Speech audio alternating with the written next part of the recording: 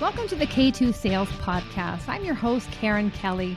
Every week I'll be sitting down with a sales executive where they'll share their stories and experiences that produce game-changing results. Let's be honest, sales can be a tough game. I'm sure at some point we've all delivered a less than stellar demo, been ghosted by a client or two, and sometimes maybe we did more talking than listening. And that's where I can help. The stories and insights our guests share can be applied to your own business, your territory, or with your team, so you're not reinventing the wheel. Our weekly tactics and strategies help you get out of your head and start creating your own path towards game-changing results.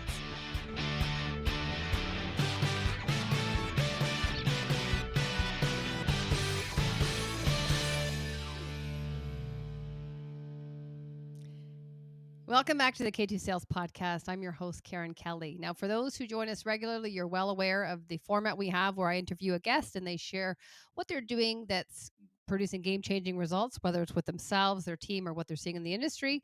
Time to time, I come on and I share my insights, what I'm seeing. And this time is a little bit different in that I was a guest on social selling for Newbies podcast. And so, the great discussion there really about social media. And just some background is Tom Burton co-hosts it with Brandon Lee and Carson Hetty.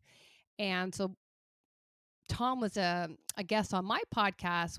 And I'll link that as well. We had a great discussion and he's invited me onto his. So reason I'm including it is we talked about social selling, but, I represented the voice of women.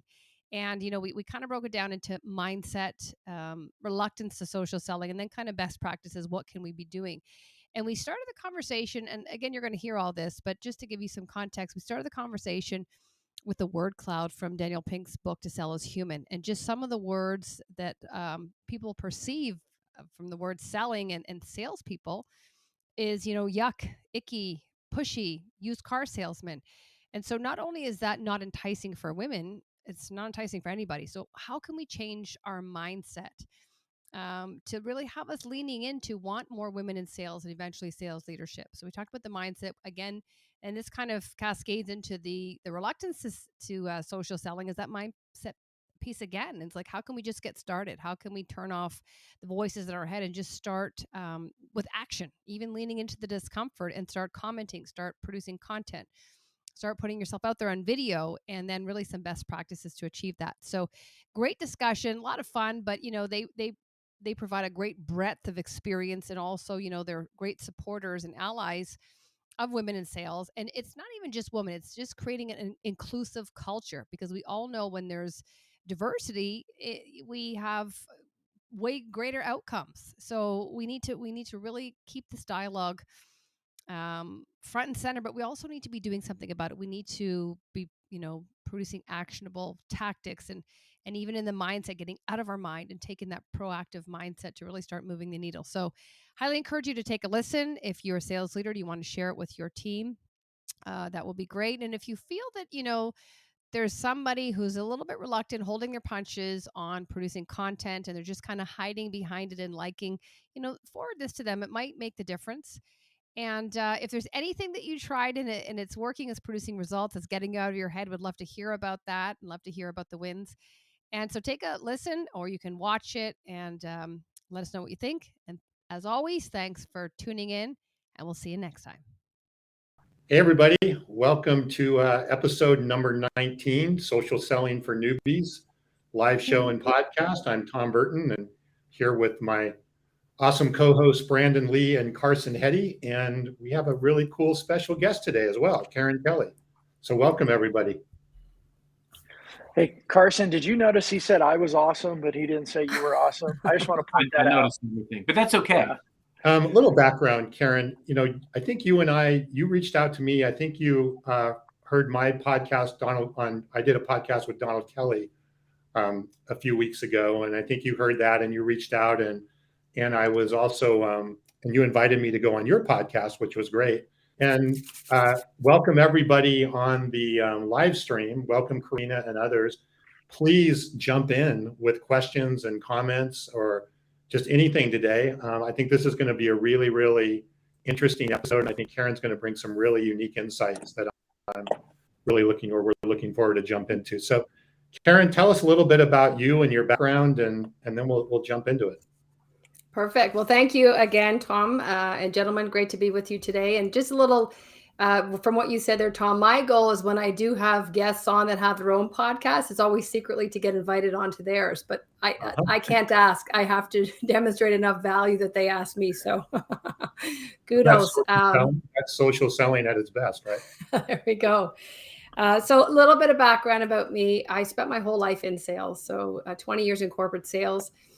And I probably could count on one hand how often I was trained or developed or even coached, but I really saw it as a profession and wanted to always be the best at it. So I really started developing myself in the early stages of internet when I would, take courses as things came into more innovation. I was joining associations, I was listening to podcasts, and just always trying to be memorable and stand out. And because I think sales is the greatest profession when done right, right? And there's a lot of people that unfortunately don't do it right.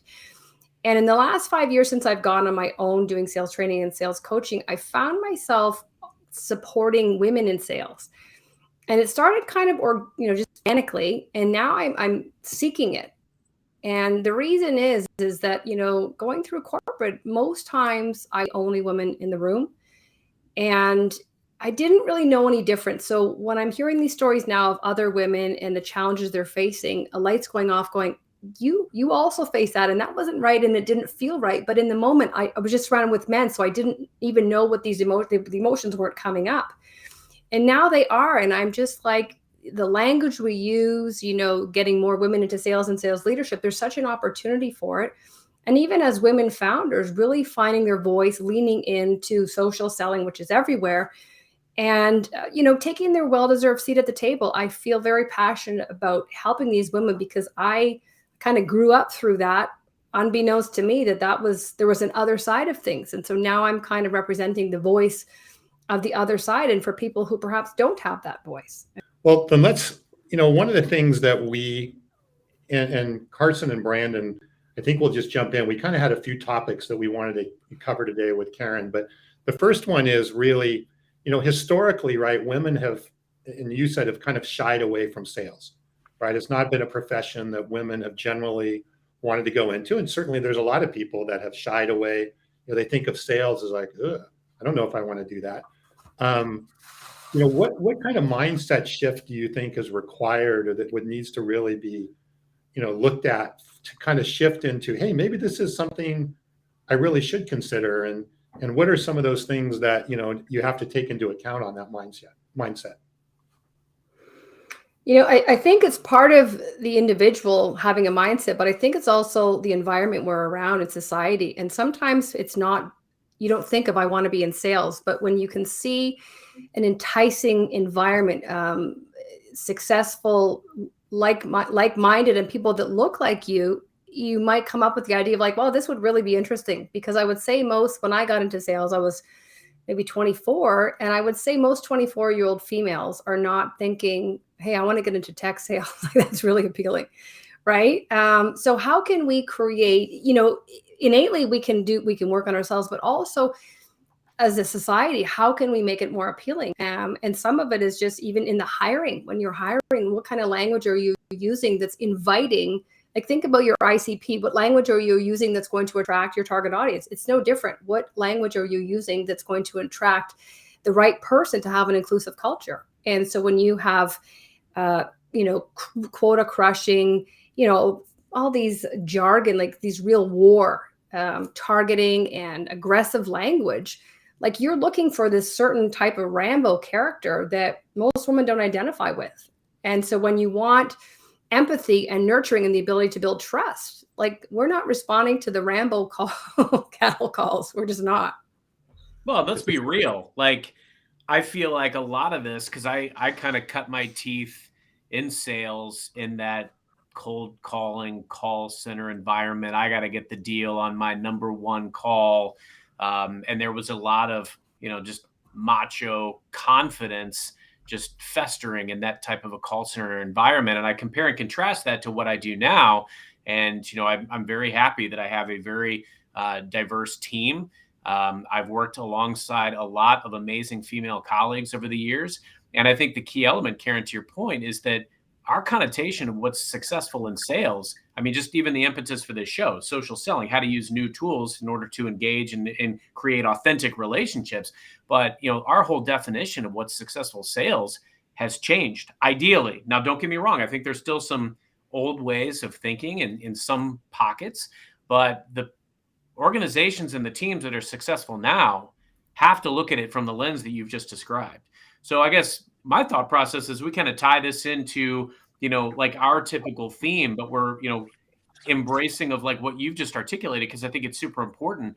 How do we infuse that, that empathy, that vulnerability, some of these things that honestly we all need to exhibit right now that get away from that Rambo-esque picture? How do we infuse that into our strategy now? Because it's not necessarily a muscle that a lot of people have developed. How do we do that? I think if I just draw upon my own experience, and even the word sales, sometimes it elicits a negative, feeling with people, and they say, "Oh, I don't sell." This is Yeah. for small business owners and entrepreneurs. But I said, "Well, you just shared with me you wanted to help people." Well, I want to help them. I want to help them, but I don't want to sell. And I'm like, well, it's one and the same thing, right? So it's almost the language we use creates a different way we approach our potential customers. And so for me, I sold software and equipment to hospitals. And so could I sell tobacco or ammunition for war? No, because that's not who I am. And that would be a tough sell. But when I'm in hospitals and trying to make a difference, it almost becomes easier that I'll do it. Like, it was a very complex sale, the 12 to 18 month sales cycle, a lot of moving pieces. But I was always striving for this true north of I want to help the patient, the person at the end of it. So it really wasn't hard for me. It wasn't this hard sales tactics. It's like, what do I need to do? Who do I need to talk to?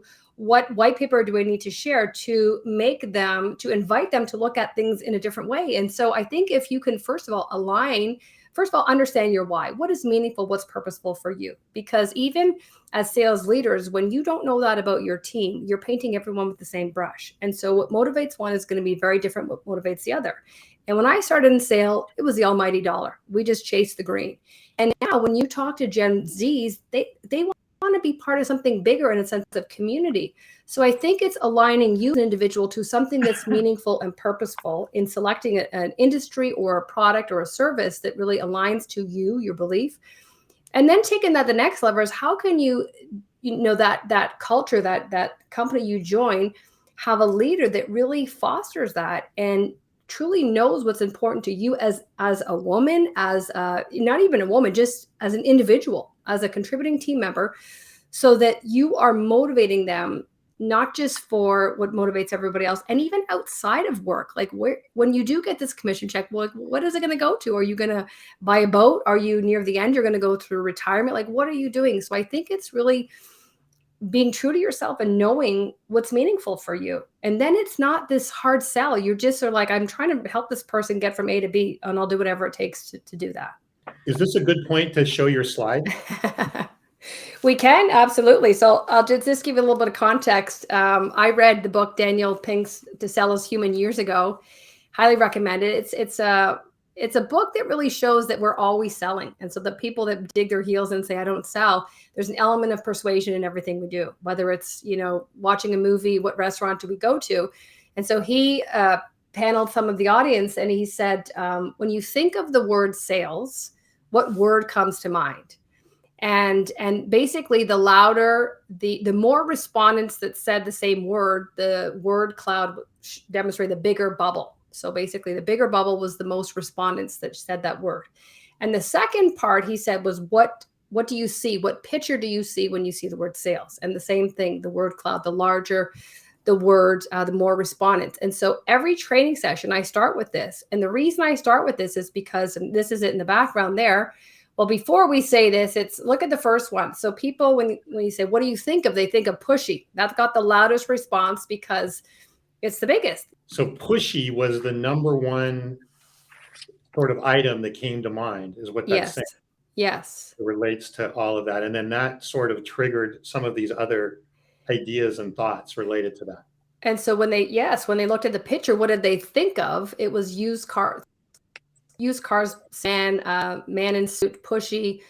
And so two things here is that irrespective of your gender, this is This is what's stacked against you going into sales. This is the perception of salespeople. So knowing that, how can we be so much more intentional, purposeful to avoid being any of these things at all costs? And so I think it's just knowing what's stacked against you is one thing. The other thing is women, if there's already a reluctance to get into sales and this, I don't really see myself in this male dominated, this bro culture world. And then you see this language, it affirms that initial, I don't want to get into it, because not only is it not in line with who I want to be, but then you think this is the perception of the audience. Why would I align myself with that? And when you think about like, why are these words still coming up? It's unfortunately at some point we've all had a negative experience with sales, but we can't let it go. And it's weird. What I don't understand is because we've all had a bad haircut. We've all been botched, at an eyebrow, but we still go back and we don't talk about it. But for some reason, sales, we continue to carry this negative connotation, and it influences, unfortunately, people who join the profession or are looking to join it. I think that's an important point, Karen, because, that's the connotation that a lot of times we're up against as we try to formulate a strategy. And, I have 3 daughters, and I do hope that maybe one or multiple of them will someday go into sales, because it's a world that's been very, very good to me, but the word's got a negative connotation for a lot of folks. And I think we have to be cognizant of that. And I think that's been the very reason that I found success in sales, is to try to understand where the negative connotation exists and lean into the opposite, and try to almost take a counterintuitive approach to the contrary. Okay, so this has been your negative experience, right? So if I have maybe 100 customers that I'm supporting, and I can take a good cross section, very indicative of the slide that you just showed, and I know that that's what people are thinking. If I act like the opposite, and I am very consciously making investments in that relationship that are to the contrary of what you just showed, the likelihood that I can change the reputation is relatively high. Now, the other thing that we're up against too, and this kind of goes to Brandon's philosophy around, social selling sucks. The reason that we get this social selling sucks connotation is because there's a lot of, using social platforms to blindly connect and then ask for a demo immediately, or do what we like to call pitch slapping. And people do that thing. Those are the very people that perpetuate that negative connotation. So I love that you called it out in that way. It is interesting, right? And Brandon, this I'm real quickly interested in, remember last week you were talking about your old company, and you basically had like a policy, like no sales, you didn't do any.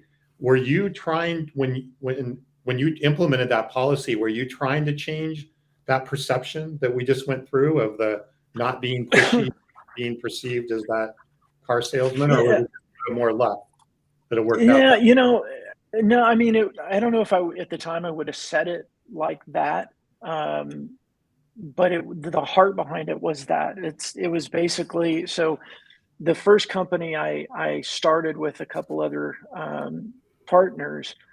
One of the partners that led sales came out of the bro culture, and it was, pound the phones and all this stuff. And I just sat on the side going, I can't believe I'm a part of this. This is yucky. I felt dirty, there's a better way to do this.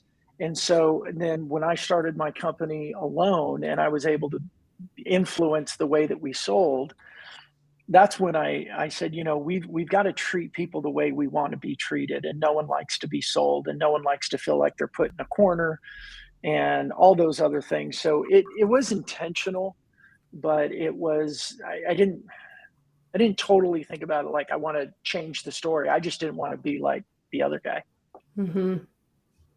It's nice to hear that men, I know they do, but it's nice to hear that from men too, because you hear that you also found that icky and yucky and gross. I'm actually very grateful. I'm grateful that I had that experience, because to be able to compare and contrast, and thinking at the time that was what sales was all about. And don't get me wrong, I was good at it. I played the game and I played it well, but to be able to look back and realize that I can now be the opposite of it and actually enjoy what I do so much more, that's where I think it really becomes meaningful. And I think that's, Karen, to your point, like I'd love to hear your thoughts on how do we continue to combat and push back on that bro culture? How do we change the norm there? I think, first of all, before I go into that, it's also reflecting on how you feel. Like you were saying, it's good to see that. And of course, you need to see the dark to appreciate the light. Sure. But even as a consumer, like when you're taking a demo now for text something in your own business and you get immediately hard sold and hard pitch and this like ring the gong and you're just like, are you kidding me? And so I think personally, like I saw it as a salesperson myself, but when I'm the recipient of it as a customer, potential customer, you just like it further reiterates the point that this is just gross. Now I am the voice of the customer. I can tell you, and I go back to those companies and I'm like, people, buy on the way you made them feel. You made me feel like I needed to go take a shower with Dettol. Like it was just, it was bad. And so I think that there needs to be feedback and awareness, and that when you've even these companies that are creating this bro culture, it starts from the top, and the leadership creates the culture. And so I would even argue like a logo on the wall is not culture, because if there's an incongruence to what's written and the actions and the behavior and what we're trying to attract, then you can logo all you want and culture this, but it's fake. And you are going to attract the people that are like you. So it starts with leadership and really creating the culture that's going to attract the right kind of people. And unfortunately, some leaders that are, narrow-minded, short-sighted, not looking at the inclusive team, or not, valuing coaching and supporting their team, it's because that's what was done. They don't know any different. And so I would say, how can you interrupt the pattern and say, just because I didn't grow up this way and go through the ranks this way and I turned out okay, it doesn't necessarily mean that you knew that pattern. People wired differently. And those people usually can't pinpoint what's contributing to their success either. And so it's like, how can you repeat it? How can you ensure that your team is doing this if you're just kind of taking what worked in the past and rolling it out? So it's at some point, it's like, let's break the pattern and let's do things different to attract the right people. So I think just the first part is aligning the culture with the type of people that can best serve your audience. If you hire jerks, like what's going to happen to your potential prospects? There's a direct correlation. Like your business is going to go tank, right? So Brandon, there's some good questions that are coming up here in the chat related to this. Let's jump on those. And then I want to get into, Karen, with you a bit more about how this actually relates to social selling, which we'll do in a second. But there's been some really good questions. Well, I got to throw this one up first because my friend Karina, and I'm glad she joined us. She's in the UK, so I know it's late for her, but I know this would be a good one for Karina. So Karina, thanks for joining us. Which one are you looking at, Tom? Which would you like out there? Let's start with the LinkedIn user down there. Or we can start with Melvin and we'll go backwards there. All right, there we go. So I think this is a really good question, and Karen, I think you touched on it just a second ago, is that leadership, right? If you have, how are you going to sort of change the way you're looking at things if leadership is not supporting to that or not willing to support that? And I'm interested, Carson, and all of you, all three of you really, if you're in that situation, I don't know that you can necessarily change the leadership. Is it one of those things where you just need to go find another opportunity and don't try and fight it? Or is it fightable, from that perspective? Is there a way to influence? And I know that's going to vary from company to company, but it seems like a hard upstream swim. So I'm happy to jump on that. I think, first off, and yes, Karen definitely touched on this, sales training is not prevalent. Sales cultures, true sales cultures of what we want to be a sales culture is not prevalent in society. It never has been. And that's why I think we've been beholden to these easy buttons of, pounding the phone and more dials and sell more widgets. And that's the training and coaching that we've gotten, right? So now, can it be changed? Absolutely. I think where it all starts, Karen said this before perfectly. It starts at the top. We have to identify that we want to have a sales culture. We have to understand what that should look like. We have to understand what are our key priorities. What are the outcomes that we're driving toward? I need a team that looks like what I want to attract as well, because as I've built a team over the years, it doesn't do me any good to have a lot of people standing around that agree with me, that look like me. I need to make sure that I build a team that looks like what I want my team to continue to look like, different diverse backgrounds and perspectives, because ultimately my goal is to get them promoted and to continue to perpetuate our sales culture that we create. And that's how you can change it.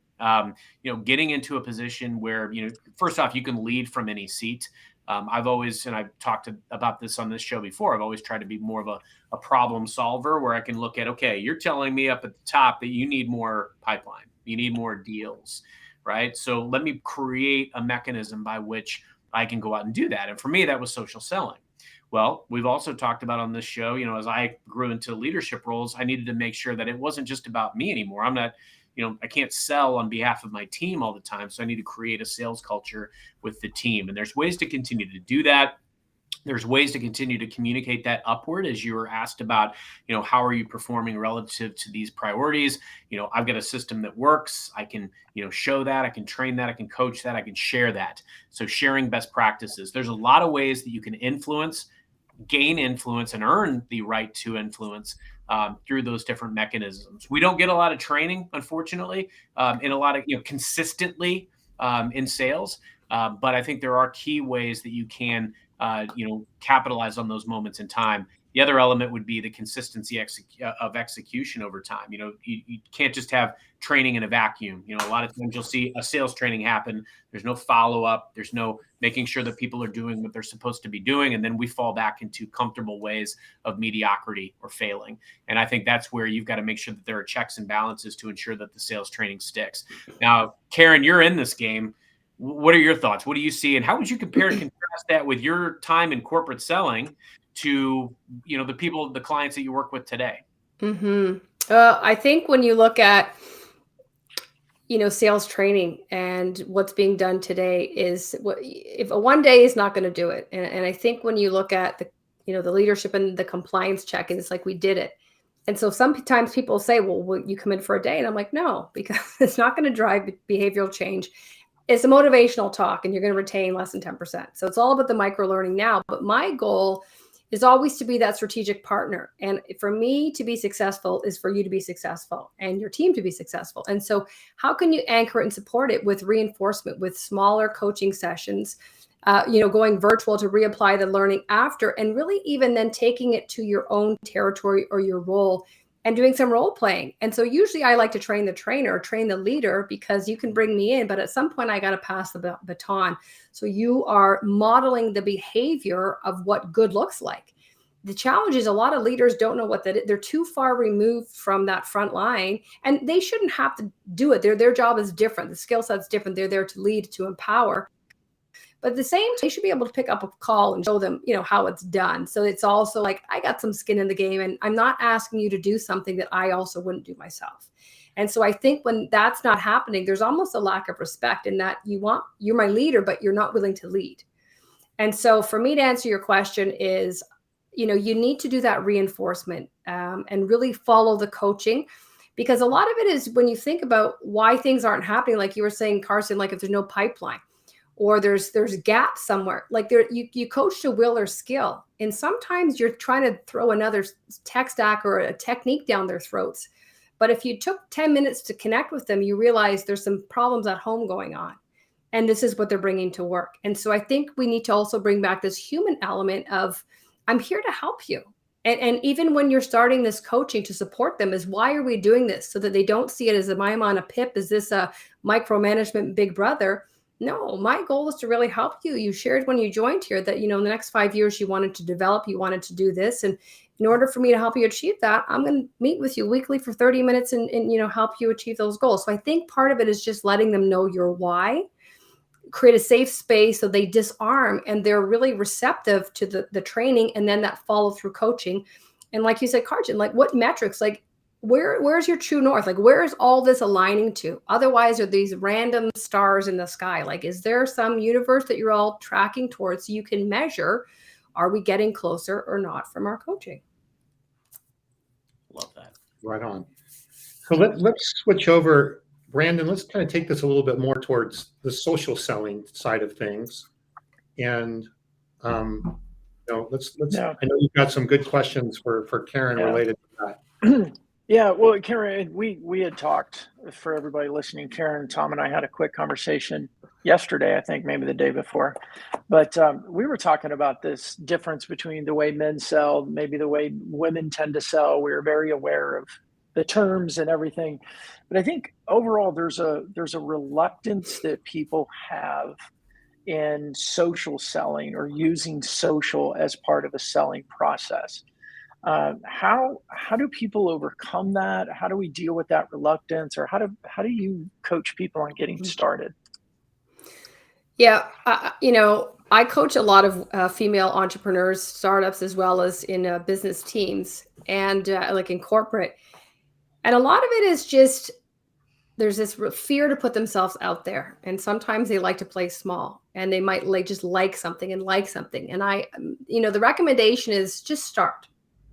And I always say lean into the discomfort in whatever it is, because change is on the other side. And so if we can start liking, but adding a comment, adding an insightful question, and getting some engagement back and forth. Sometimes they need to feel the proof and see, okay, that the awkwardness or that discomfort, but look what it yielded. I have and now a warm lead. I can get a conversation going. So it's almost like just starting and get working through the discomfort. But even when it comes to video, people are afraid to turn their video on, and I just think do it once. Start, progress is better than perfection. But I think in anything, it's when you see the results it's yielding, you're like, this is worth it. I don't mind doing it right now. And before you know it, like, you're flying. So I would say start small, but I would also say look at other points or times in your life when you went through something that was uncomfortable, or you tried a new skill. Say I don't know, Tai Chi, anything that you just try new and you're like, I sucked at this first. Yeah, well, we all do. But you had enough belief in yourself and you put in the effort, and look where you are now. So I think we look too much forward as to we're comparing ourselves to others and we're looking forward. But I would encourage you to look back and say, well, look where I started. I was so afraid to turn on my video. And now I've sent out 5 prospecting videos. And out of that, I've got a meeting. And so start small and just look at, like, what is it getting me? So that's the first thing. The second thing I would say is when we're so inwardly focused, I would always say, who are we making it about? Us. It's not about us. So my voice, my hair, my whatever, I am doing, the focus needs to be on my prospect and the message I'm delivering to try to help them achieve their goal. So the more I'm in my head, I'm doing them a disservice because I'm not connecting with them and I'm unable to help them achieve their goal. So I would say, forget like focusing on you. It's not that big of a deal. But is there a perception on the other side as, hey, this is kind of a high risk place for me to try these things? And if I do a wrong video, or I say the wrong thing, or I even, look poorly on camera, the consequences could be so large that I'll never. Is that sort of a consideration or idea that goes through people's head, that you find, like, that the consequences seem maybe abnormally large, for compared to just trying something out? Mm-hmm. You know what, Tom, I would answer that question different today versus pre-pandemic. And I would say pre-pandemic, it would be. And I would say now people are so much more forgiving. I mean, people have dogs and cats and babies on their lap when they're having conversations. People mess up in videos, and it shows their human side. So I would say there is more forgiveness now, for sure. I would say for the person recording the video, if there's still a reluctance, you just practice on your C accounts. If A are your targets, practice on your C's and just get it out there so that if you screw up, it's not a big deal. But the whole thing is it's asynchronous. I can take 2 or 3 shots and edit it, and I don't have to, if I've made a few mistakes or a few ums and ahs, or, I can re-record it, right, until I get the flow. And so I think the risks is lower because, like, right now we're live. High risk here than there is doing it pre-recorded. So I just think people are more forgiving, and sometimes it shows the human side. I think in today's day and age, I think you're spot on, Karen, especially post-COVID. It's, you guys remember, 7, 8, 9 years ago, or whatever it was, or early YouTube, like everything was production quality. Yeah.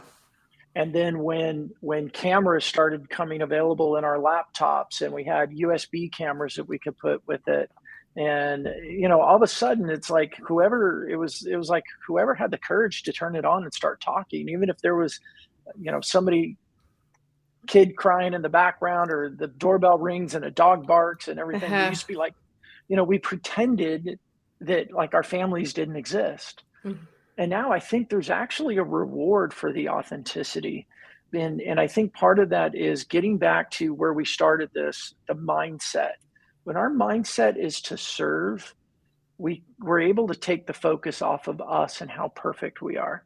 When the mindset is to ask questions and learn and discover and try to help, then we're not as critical about, was my video perfect? Mhm. And I think all that adds to it. And then Karen, just to echo what you said, I mean, the biggest thing we can do is start. Like, just, I like to tell people is when you realize a couple things. One is LinkedIn isn't a sales tool, it's a social network. And when a social or a digital conversation is more like the conversations you'd have with the prospect over dinner instead of the conversation you have with the prospect in a booth, if you play those out, that's what other people on the other side of the screen, they resonate with. Mhm. Karen said something super profound earlier that I don't want to get lost on, and it's really around that layer of when we get in our own head and we think about, hey, I've got to look perfect, I've got to sound perfect, all of these things. Like, who are we making that about? We're making that about ourselves, not about our client. So we got to think about how we show up. And that's why I say, like, if you don't have a relationship somewhere and you're using social to form a relationship that you don't have, or invest in a relationship that you don't have, what are you risking if you don't have that relationship? So, I say absolutely go out there, create it.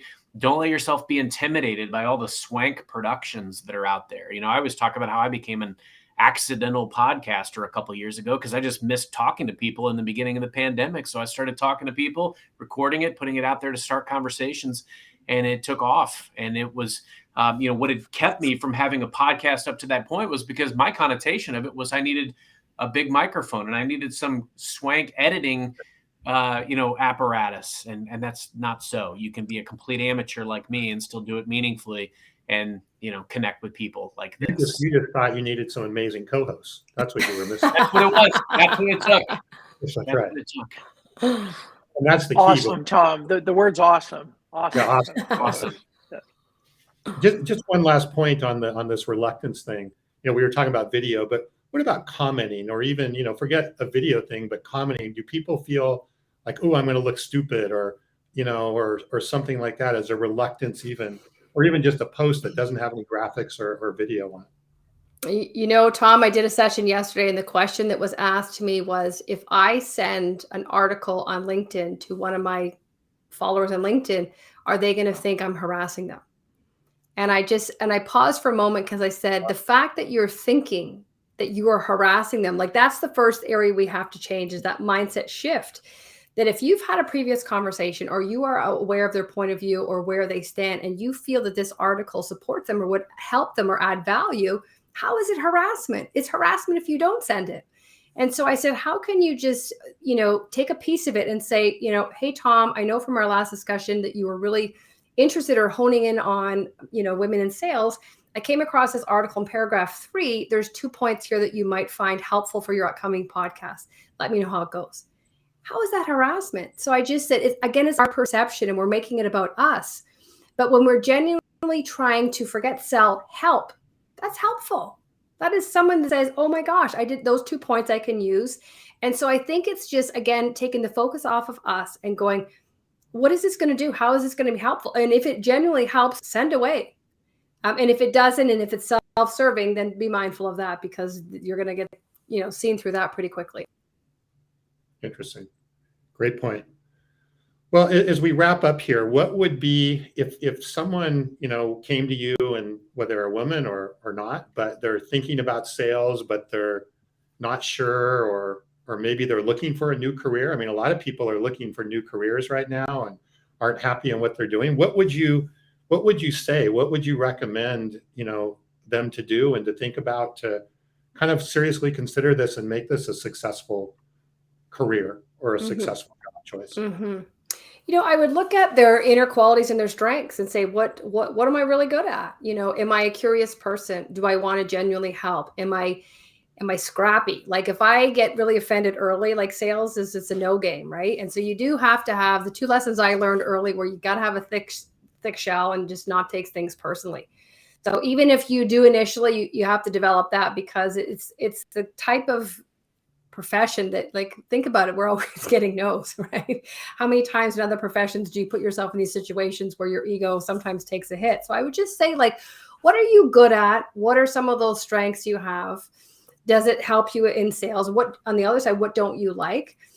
And then I would say, talk to some people who are in sales. Like for me, I started in customer service and with a clear path to get to sales. But I remember going to trade shows and they were painting this big, you can't come behind the curtain and it's only for this elite group. And so then I'm even more curious, going, well, who's behind this curtain? Where's the Oz that everyone's part of that I'm not? So I would go to trade shows. I went and looked at everything a salesperson did to really make sure that this is in line what I wanted to do.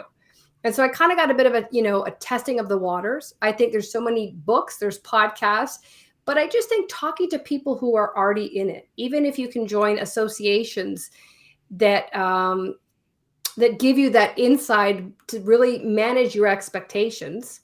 And you know what, if you try it and you don't like it, like what's the end? I just think take a risk, like bet on yourself, take a risk, and there's no downside. And I would say that if you try it, you probably will end up liking it because there's so many benefits. But you really want to do the research to get in with a good company that morally and ethically aligns to who you are and that supports you and develops the people. And I think after that, you just, the world is your oyster. It's something I've done for my entire life and I have zero regrets. Awesome. Carson, Brandon, any final questions, thoughts, ideas as we wrap up here?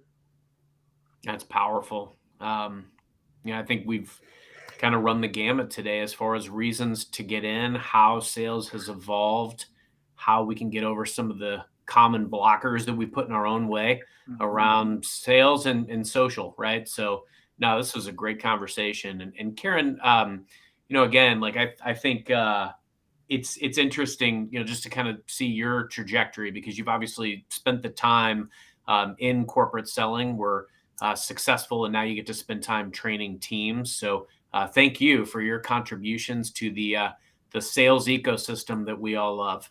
My pleasure. Thank you for having me. Yeah, what I would add for people is, when if you're listening to this or you're watching this, look, and you're thinking about sales, you want to get into sales, look for people like Karen and Carson and go learn from them. And know that when you come up to the bro culture or the pound the phone culture or all that stuff, it's prevalent, but it's not everybody. Don't throw sales, right? Mm-hmm. Don't throw the baby out with the bathwater. You're listening to 2 people who have had great careers. They're very successful. They're very happy, and they don't bug people. They don't pound. They come from a heart of serving, and that's what's made them very successful. So if you're just getting into sales, look for people like Karen and Carson and learn from them and mimic them, or find organizations where they are, and know that when you encounter the bad stuff, you're going to encounter, and go knowing in it, you're going to encounter this stuff, but it's not the whole pool. Well, and then related to that, Brandon, I think we see, going full circle, companies that are adopting social selling, like we talk about, and are making it a strategic part of their business. They inherently have that culture. Right. They relish where we get pushback on social selling is wait a minute, we didn't make this many calls a day. We didn't pound the phone enough. We didn't. So you can look for signs as you're talking to companies as to what strategies, what technologies, what approaches they're taking. And social selling to me is a very good indicator if what they're doing. If somebody wants to, learn more about you, connect with you on social, where should they find you? They can find me on LinkedIn.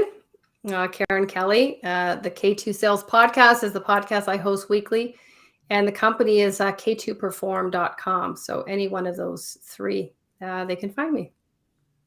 And there's a good episode, a couple That's a great podcasts you definitely don't want to miss. Definitely not. And a book. We didn't do our prep work well.